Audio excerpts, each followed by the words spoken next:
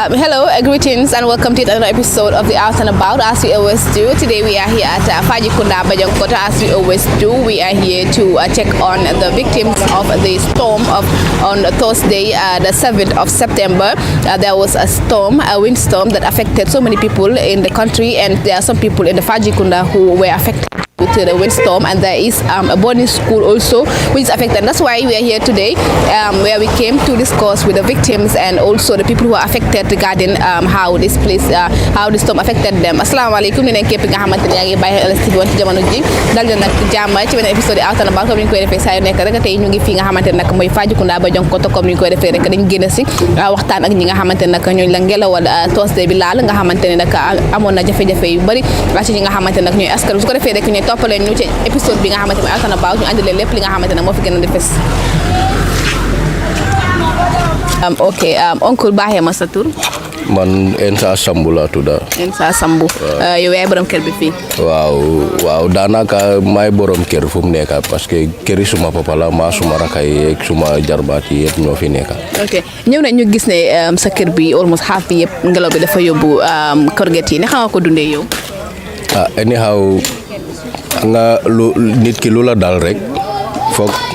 ñu yokk a muñ sant yàlla waaw waaye metti na torop suñ kaw yow gis nga ko yow ñëw nga ba gis si liggéey bi nu mu nekk di demee waaw metti na torop suñ kaw si time buñ nekk nii si biir nawet bi nii pour nga war a am façon yi nii xam nga dafa nekk lu jafe torop pour nga mun a liggéey si saasi waaw loolu moo tax mu yàgg ak ñun nii ndik luñ am lu ndaw luñ am loolu lañ nekk di try ndanka mun a jàppale suñ bopp bu ko defee xam nga suñ njaboot mun a dellu si seen néeg yi ñun képp kenn ku nekk mun a am sa jàmm. ok masa tur. man maa ngi tudd Kadijatu Emma Marie Davis. Kadijatu Emma Marie Davis ñëw nañ fii ñu gis ne yow tamit sa kër bi ngelaw bi daf koo laal ñu bëggoon a xam yow naka nga ko dundee parce que dégg nañu yaay borom kër bi fii. waaw suma kër bi keroog si Wednesday bi si guddi si la banxaas bi branch bi renele léegi si la daanu si kaw korget bi léegi bu mu daanu si kaw korget bi ñu fa nekk ñu nekkoon si néeg bi seen bagage yëpp dafa yaaxu foofu noonu léegi man aw ma ndimbal aw ma kenn ku ma dimbale man suma jëkkër dafa gaañ waaw suma jëkkër dafa gaañoo léegi man maa suma njabooti rek ñu ñoo fi nekk te aw ma doom bu góor suma doom yëpp jigéen lañ waaw. ok léegi ngelaw bu mu ñëwee est-ce que am na kenn ku nga xamante ne gaañ na ko wala ko xamante ne fekkoon na ko ci biir néeg bi. moom kay mu ngi fekkoon waa ji a jabaram a doomam si biir néeg bi waaye kenn gaañawut. Walaikum salam wa rahmatullahi ta'ala barakatuh. My name is Yunusa Sambu. Yunusa Sambu. We came here today in your community and we see so many people are affected due to the Thursday's windstorm. We want to know, how did you see it? Yes, yesterday, on the 7th of September 2020, around 12 o'clock early in the morning, it was actually raining and then the wind started. Then I was in fact in bed. The wind was very, very quick and then fast, but then its destruction also was very huge. After the rain, around 12 to 1, I wake up early in the morning. I wake up at that time, 12 to 1, to go around and then see affected areas. First, I went to Sanyakunda's compound, and I see they were very, very disturbed, and the rain actually was pouring inside their house, so we assisted them, and then I moved to other places. I can say almost I round the whole Fajikunda at that 1 o'clock to see which are the areas that are affected, because if you look at Fajikunda 1 o'clock at night, Yes, 1 o'clock at night, I mean. Okay. Because if you look at Fajikunda here, I am fortunate to be part of the youth leaders in Fajikunda Bajangkota here. This is why when this happened, I just make it as my obligation and duty to make sure I see which of the part that is affected. And then the next day also, I have to communicate with KMC, and KMC forward my contact to disaster, and they also call. And when the councillor also came, I went around with him from one house to another, and then we see how people were actually suffered. So definitely it really disturbs people here in Fajikunda. And people here in this community definitely need help, because as you were interviewing, you know very well that some of them are ladies, and most of these ladies, some are not working, of course some are working, so they are powerless. So definitely they need help. Man maa ngi tudd Sali Sanyang. Sali Sanyang yow yaay borom kër bi fii. Waaw maay borom kër bi. Gis nañ ne ngelaw bi dafa ñëw fii mu yóbbu sa korget yu bëri yaaxal la lu bëri naka nga ko dundee. Kay depuis barki démb si guddi boori 12 o'clock la lii happen. waaw fekk suma yaay tukki na man ak suma yaay ñoo fi dëkk suma papa gaañu na waaye suma yaay fi waaw man ak xale ya fi nekkoon waaw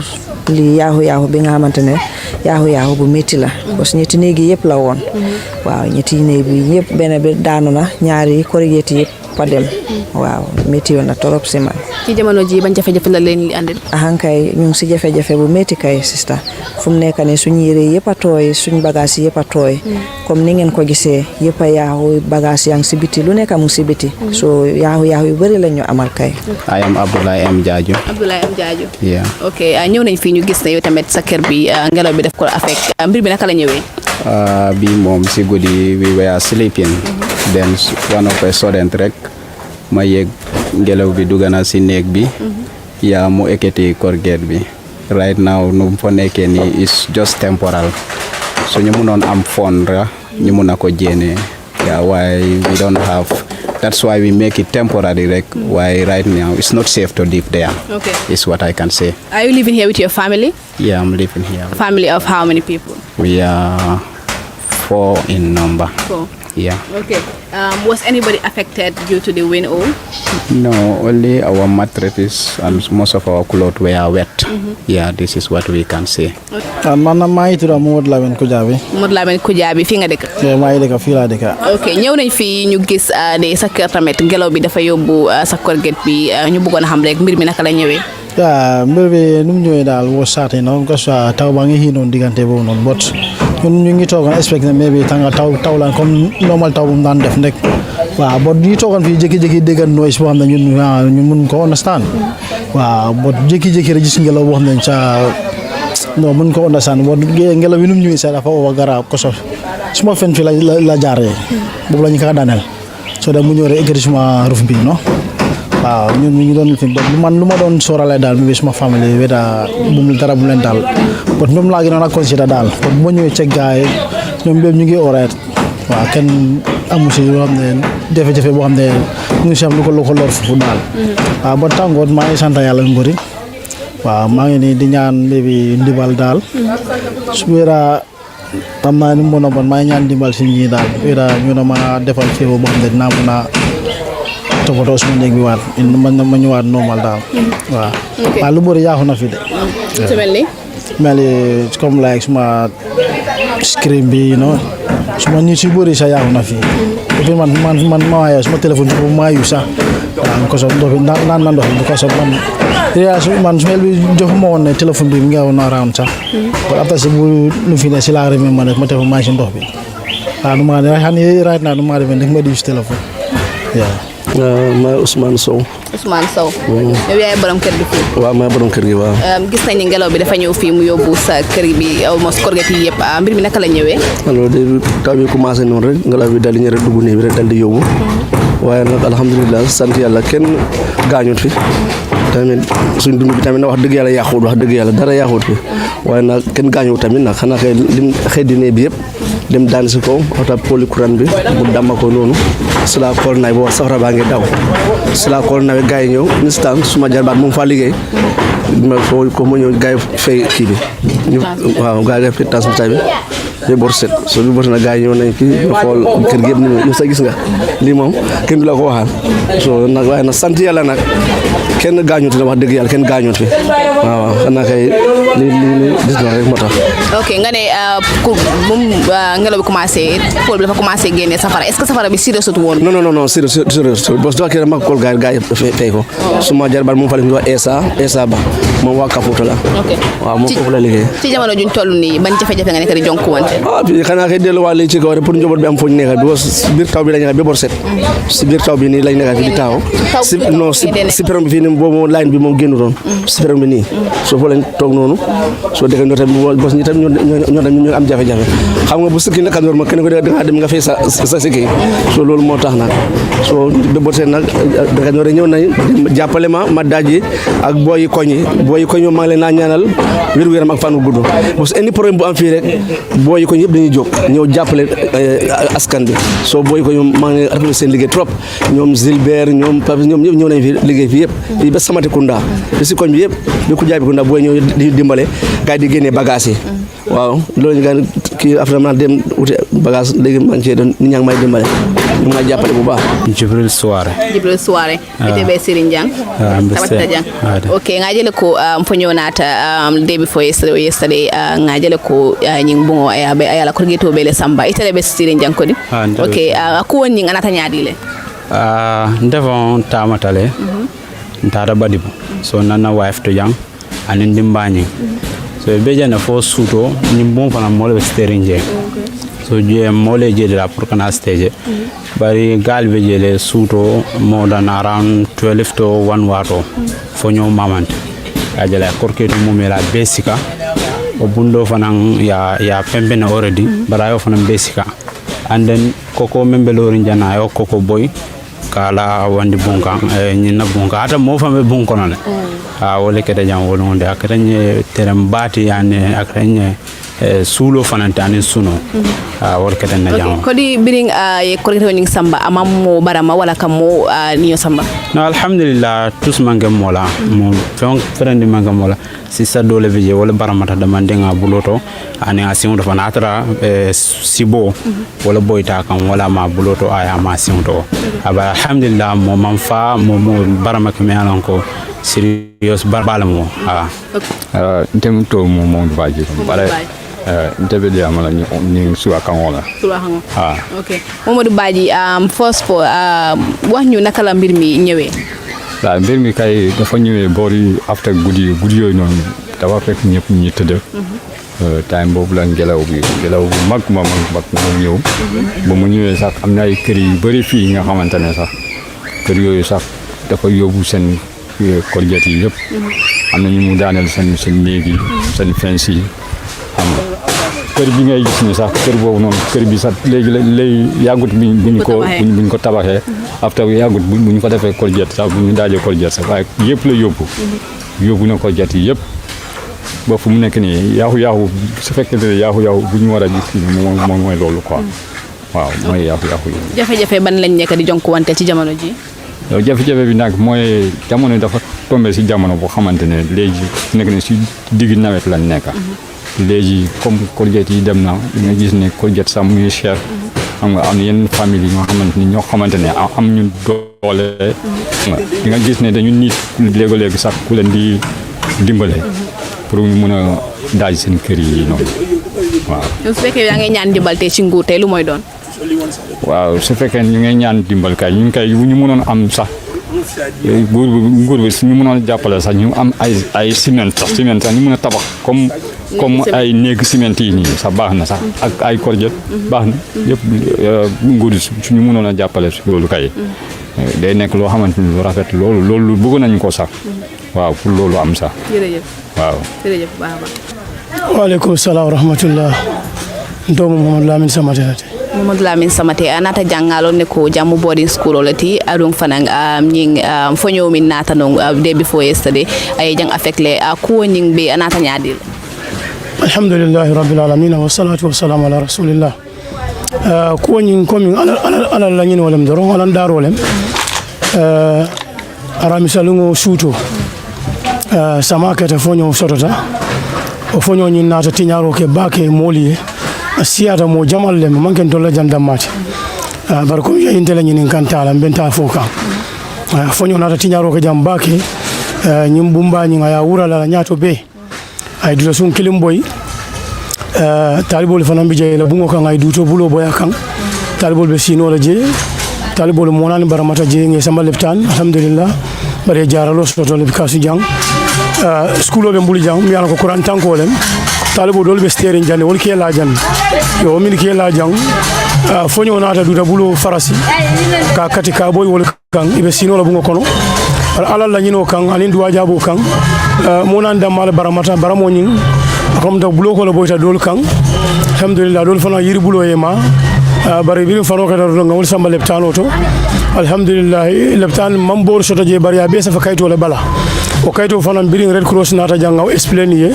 e ko kayto yin dile tol na taye boro sambanyana inata wala fananke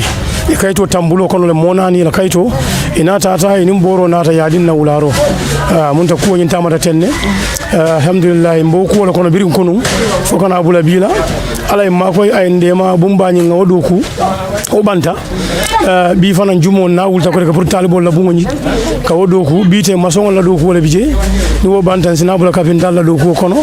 bar mbedam alhamdulillah sa mbela ten to kam bake si nyol ma badi ngol ma wulu nyol ma kafu nyol ma kanun tewol ma mol belo tan karo bela faji gunda bajon koto kata al mamola al kalola kata halin na kansulo baba jabi ani nga député honde ba yahaya sanya amantara jambarabe ay kole ke bira ya moy akole nata mbina ndo nata fana fosu ko na jang anyanta min dila ya anyanta min kala yake alhamdulillah be mol be tan be mol be jayila no santa yalla ñun danaka lu problème bi bu mu amé ken gañu waaw mun na wax ne ken gañu waaw problème bi ci nek xana suñu bagage yi ci yahu rek waaw ak suma malo bi yëpp a yaaxu xam nga loolu rek mooy suma problème waaye santa yàlla kenn gaañuwut waaw kenn gaañuwut. su fekkee yaa ngi bugg a ñaan dimbal tey ci koo xamante ne bugg nga mu dimbal tey loo bugg a mu dimbalee la. anyhow xam nga nit ki moom doo mun a wax ne nga dimbale ma lii su amee moom xam nga nit ku nekk rek li nga mun a am pour dimbale li la sa loxo mun a jot nga dimbale waaw waaye fu mu nekk nii xam nga suma korget bi lu bari yaaxuna suma roni lu bari yaaxuna waaw daanaka problème la daal nu ma mun a defaree suma néeg waaw mun a taxaw nu pour ma mun a yóbbu suma njaboot ci kanam loolu rek la dimbal xëj na su dee dimbal la waaw loolu laay bëgga waaw fu mu nekk ni sa njaboot yi tey fan lañ nekk tey anyhow suma njaboot bi ñu ngi ci kër gii nii sant yàlla xam nga ñaari néeg moo am fii nii waaw daanaka ñu ngi xejalante waaw bu affaire bi amee dañ leen génnee ñun ñëpp ki nga xam ne xam nga yaa ngi am saal ak yooyu noonu ñu dimbalante ñu xejalante ñun ñëpp ñu buuxante benn place waaw si loolu lañ nekk nii di dimbalante bente jërëjëf waaw est-ce que mën ngaa joxe sa contact pour ko xamante mu bëgg naa dimbale mu jokkoo ak yow dimbalale ci loolu waaw man suma mobile number is 328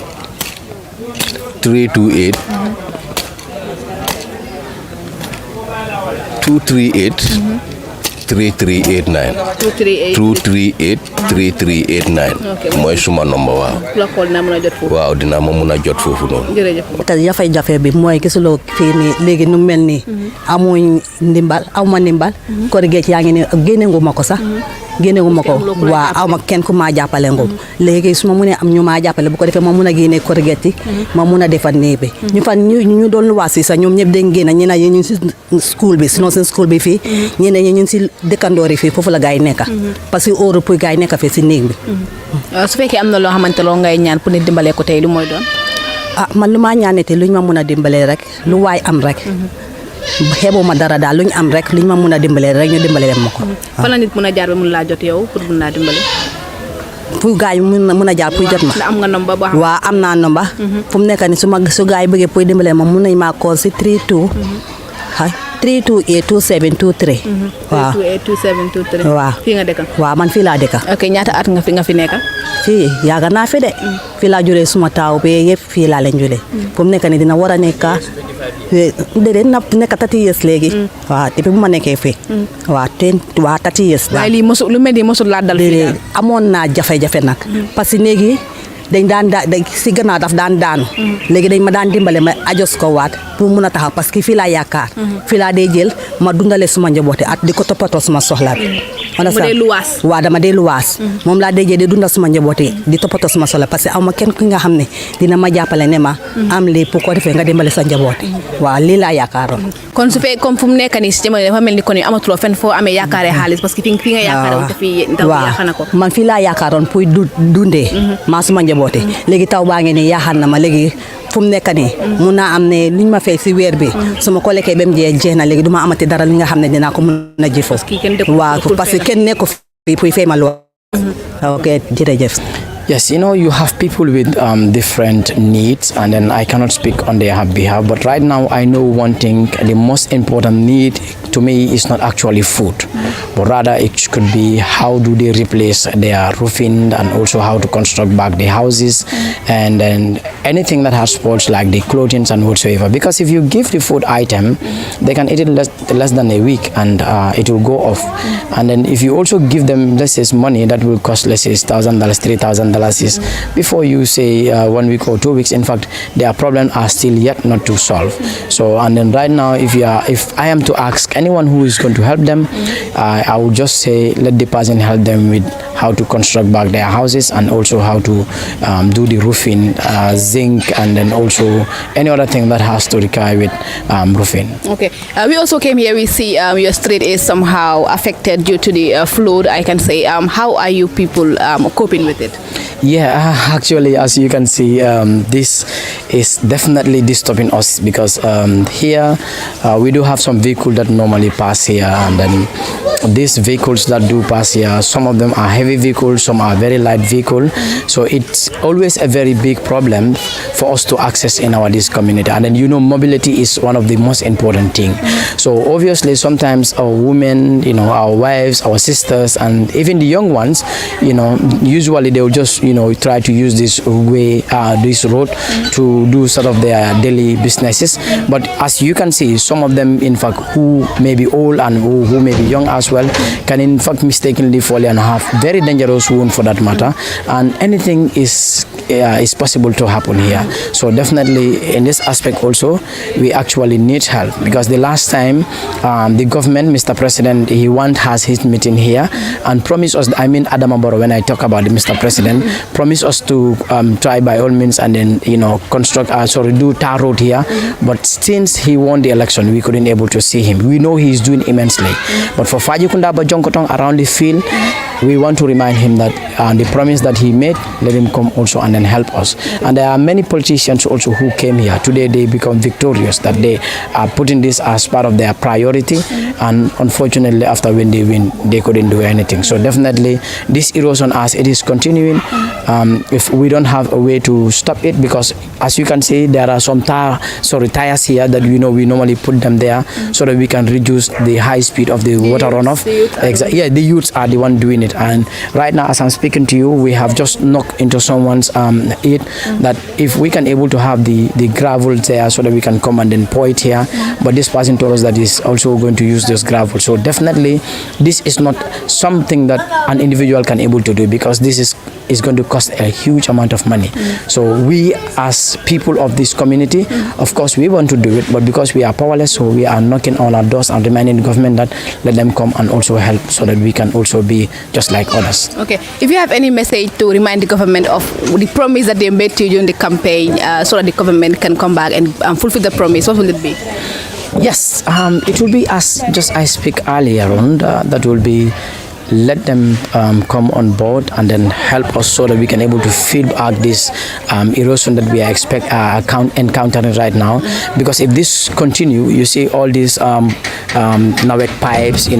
as time goes on, in fact, they are going to be affected. So when they are affected, people whom their accessing of water is connected through these pipes, you're going to realize that they will also not able to have that water. So it's not going to be like us only, but it's going to be other people are also going to suffer because of certain negligence that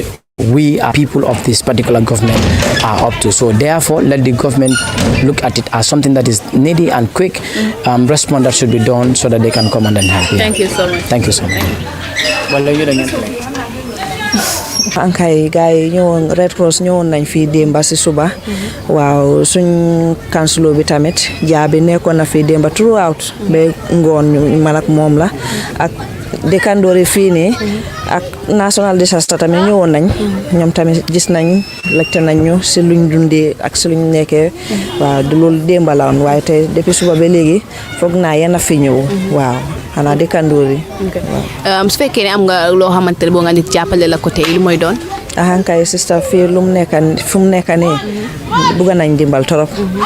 ni nga gisee corrigate du haha du yëpp a yaaxu so fu mu nekk nii corrigate haha moo nekk suma main lifin bi nga xamante ne suma ko amoon tey si ndimbal dina ma arrangé torop waaw loolu laa jëna soxla léegi fu mu nekk nii yow lifin bu ngelaw bu mu ñëwee yow fan la fekk ndax am na kenn ki nga xamante ne gaañ na ko wala déedéet si biir néeg bi la ñu fekka because dañ teel a tëdda waaw si biir néeg bi la ma fekka man ak xale suma rakay waaw si biir néeg lañ so ngelaw bi mu bëree doole ma ubbi bugg a jéena ñoo gis suma ñi dëkkandoor yi si ne waaye ngelaw bi dafa ñëw ak doole te xale tamit ñu ngi ma bugg a toppa so ma dellu si biir tëju ak xale yi foofu noonu waaw ba after affaire bi bu mu demee ba stop si laa jéena si ñëw seetuma dëkkandoor yi gis yaaxu tamit seen biir néegi waaw. ok yow su fekkee am na koo xamante ne bëgg naa dimbale tey fan lay jaaree mun laa jot. ahankay te ku ma bugg a dimbale rek suma contact number rek ngay jël waaw soo ñu contacté rek ñun mun nañoo lii nga ñëw nga gis wala soo bëggee jënd tamit nga jënd indi waaw. ok mun ngaa wax sa contact number. waaw suma QCell bi 336 2215 336 2215 336 2215. No, I don't have any place to stay. I'll be living here. Yeah. Okay. If you want to ask for help from the government or anybody who want to help you, what will it be? We need, because this is mud house, we want to construct a solid house. Yeah, that's what we need. We need cement with iron seats. Most of the thing we need a concrete house. This one is not so much solid. Yeah. Since this the incident happened, do you have anybody, a government official or councillor or anybody who came here to do a survey so that they can help you in the future? Yeah, the MP came here. Yeah, he came, but he asked our addresses. That is our name and telephone number. Yeah, that's the only thing. But they still haven't contacted you? No, they don't contact us. Okay. If anybody wants to help you, how can the person get to you in order to give you help? He can get from my number 732-9060. 399-7792. I live here with my brother. He is also affected. You see his house. Yeah, it is also damaged yesterday. He make it temporarily, but we really need assistance because here this type all is mud house. He also, if he can have assistance. Yeah, his name is Musa Jeme. Musa Jeme. Yeah. Thank you so much. Yeah. Yes, my family was ñoom ñëpp ñu woon ci biir néeg bi parce que around 12 am na ñoom ne nelaw nañ sax bon ngelaw bi moo leen waaw soo den si lañ génn si nga doon utali seen bopp fu ñu dugal fu ma mun a képp nduy waaw képp famille bi yëpp nag place nga bañ xaar ba ngelaw bi dem bon diggante boo côté bi boobu dem na fu moo dem. Right now nii taw su naree ñëw fii yéen fan ngeen yaakaar fi ngeen a fanaan. ngeen ma ne ñëw fu ñoo laaxu rek waaw nga kër bi rëy na soo fu mu nekk ñu ngi côté yu jot a dem yooyu la ñoo daaj comme laa gis nga fi waaw foofu lañ nekk di gooto bagage yi ñu ko fa dugal xam nga taw bu ñëwee fa lañ te laaxu. ku la bugg a dimbale nag bugg laa dimbale yow fan la mën a jaar ba jot la yow. ren na fu mu mun a jaar ba jot ma xanaa ma jox leen suma contact numbers boo xam ne na mu mun a call nga ma mun a si jot mun nga ñu koo jox. waaw mun naa leen koo jox. ok mun nga koo wax pour tam kuy seetaan bugg laa dimbale. waaw good comme ça ku ma bugg a dimbale nga turu suma whatsapp number bi 2840738 waaw moom laay suma whatsapp number. waaw dëgg yàlla am na ay councilor yu fi ñëw. waaw councilor yu nañ fi beneen député bi tamit ñëw nañ fi. waaw ñu bari tamit kool nañ ma ñu ngi koy méttilu di ko naxarlu waaye li moom sant yàlla waaw waaye nag niti nguur moom député bi ñëw na sax tey ji suba councilor tamit ñëwoon na fi waaw. mais ba léegi joxaguñ leen dara pour jàpp. déedéet xam naa la dafa teel ak gannaaw lii moom démb ak tey rek la. xam nga loolu moom day teel. waaw. ok su fekkee am na leneen loo xamante yaa ngi ko soxla pour ñu dimbale la ko pour nga gën a mën a jàppale sa famille bi lu mooy doon. loolu kay lu ci jàppandi doomu aadama rek bos am na ñoo xam ne nekkuñ niti nguur te am nañ ay yërmande bos am na ñoo xam ne dimbale nañ ma fii te nekkuñ niti nguur ñu bëri dimbale nañ ma fii jàppale nañ ma te nekkuñ niti nguur loolu kay sa mbokkam jul moom bu yàqulee te nga am kattan pour dimbale ko moom war na la nga nekk niti nguur nga ñàkk niti nguur nga ñàkk niti nguur ak benn religion boo mu di nekk rek lii moom toppul xeet toppul askan toppul religion waaw lii moom disaster bi moom kenn ñaanu ko yàlla parce que bi ma daje su ma xamoon départ daje ko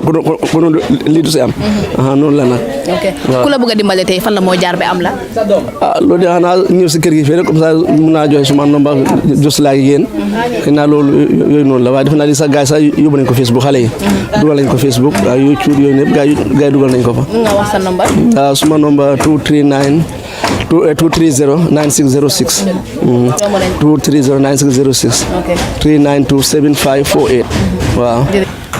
biten kolya ko men men dala wala mi yaje be sabati men kono yaje o be na tinya yala mo kolya ko balte pour ka infrastructure ko de wala tani maje sumentol be mbalaten pour ka bundo ta try kara anden fanan ka kata ko ke nin korketol soroda kala kam pour mo sa sabat no je damin do okay bune nyin keta ko di mo soto mi yalon ko nata jang pour que ma koy na mol soto men nata jibe waye man demaro soto folo because of me fonko nata janne député councilo fana nata janne yo bari bilam kunu nim bilam inata bari man demaro soto folo okay bi teng na keta sama keta ko tenking ite ibe stela muntu fonni fo magodo de bari mbe dewon ko den sa mbe steri mole asante yo fanan mun dimba tioleti and then sante mom kay fo jaalo de to be honest okay nakata ibe demaro nyinela mo pour la fa moye dema abe kala mun dema si banyare abe kala demaro menta siatale nina sumento sorno abetara alhamdulillah nina yurol sorno abetara nina korketol sorno abetara peruola abetara fen sa bon demano rek pour ay lono aboronu nyamindo nina demaro sorto rek abetara sante ngela wife mun tol na wife senen korda do ko na jani dim matin okay nakata mo lafte ke mako abete soto nyola nyaadile nan number be jele 7854881 3427884 and then fana email fana be tamakane jibrinsoare37@gmail.com okay ite di ngoso telefono na di ngoso dinkiling wala be okay abe ibe steering wokrado sante be steering no nya wa kunu nan transfer kunu nyuyontu mo fombe bakasi bondola pour sama kana dol tiñawo abaraka bake fonyo ñe ko amin sabu jandoro wolum komi family detendi ay deto ko wala family kan amurta dete ko wala fanan talibul kan anu talibul fanan bo family ñine kono dete ko wala ñindi ko komi suuto ni la labu ngobote ikunto ela korkedo buro kunto suuto jebe kala dete ko balete wayatin la fo suuto ñim fango talibol ning dimbal be ibe la ñi misiro la kono ja fofano keta ala la bungo family be dun dawolo kono ngalla jele fofano keta bi fofano keta ron nata wuli ka do ko ke ngakole ko soto Sitifanol talibol la Sitifanol tiñata kitabol tiñata jiye minuma na domoro baluwo man botol na tiña soto je anin fen kotengol sirangol sponchol comme yari je nyami be jarim banta jambe jakan ikela ni sponchol la kan jiye be may tiñata ila Sitifan ila kunel fanan be tiñata o bungo kono jana kunel bije ni man futa woto folo je fanan bayol bije tiñata baluwol fanan tiñata alhamdulillah yo bar nga be sika nga be di ala nga je ko la ñino wala mu kule minta baynola bilen dalu ngol ala ya safi akwa be kala ñinanne be kala ñin karole abe kala fana ñu wato la kono alhamdulillah bari momam faaje ko momam fa alhamdulillah mil fana baramata baramo fana jaralo soto tale alhamdulillah talibe jël la be jang talibo mi jam mi sabatri ndia way mo talulu ñon si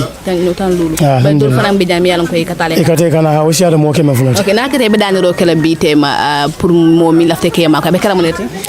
dolbe da min jankay daniro ni atramba soto la natara fenne mo ikamin danan di njabalale e koy ko afele mbeda min bi wolam talibo la ladula ibela la bongo min kon wolam nyim bongo tinyi mbe sulari ma ko yoro je bake pour ka tibani yiro la ni korketo ni fulan jambala wolam talibo la baluwo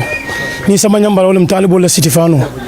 baluwo ni Sitifano ni ladula bibi wolam kole akuti pour ni alay sonandiro ken wodo kutano doron alhamdulillah kadu nyingata nyaawnya wote mballa na karangote lola anu karangote sayala no koma mbe karanna le konka karanno nyamin nimma la fanta talala okay ni mo lafta ke mako abe ite soto no la nyaade pour ke mako ni min laftante soto la kam mako nto mo la min samatelati faji gunda jang dol sa fanyo ko imam samate mbe sirin faji gunda bajum koto na telephone number wala 765 8652 918 5983 316 315 331 ko ci so la fana bije mo tanka bak alhamdulillah barambe ba jonko jam fa ko na ba jonko to opposite la football field wala sila ba nyin kan alhamdulillah be jele to na karambo to wala markaz ibn al qayyim al jawzi li tahfiz al quran al karim fi faji kunna ba jonko to Okay, viewers, thank you so much. That's all we have for you in this episode of the Out and About. As you can see, you heard what the victims said and the help they need. I just hope everybody that's watching will grant them help because they really need it right now. mbokk yi jërë ngeen jëf bu baax a baax ci li nga xamante ne nag moom ngeen ñu topp ci épisode bi di Out and About jox leen dig rajo beneen yoon déggal li nga xamante ne nag moom la victimes yi wax ci jafe-jafe yi nga xam ne ñu ko jonkuwante ñu ngi ñaan pour képp nga xamante ne yaa ngi leen seetaan tey nga jokkoo ak ñoom ci nomba yi nga xamante ne ñu leen joxe parce que jamono ji nag ñu ngi jonkuwante jafe-jafe yu bari su ko defee ñu jox leen dig rajo beneen yoon ci beneen épisode yi Out and About ba balaa boobu wasalaam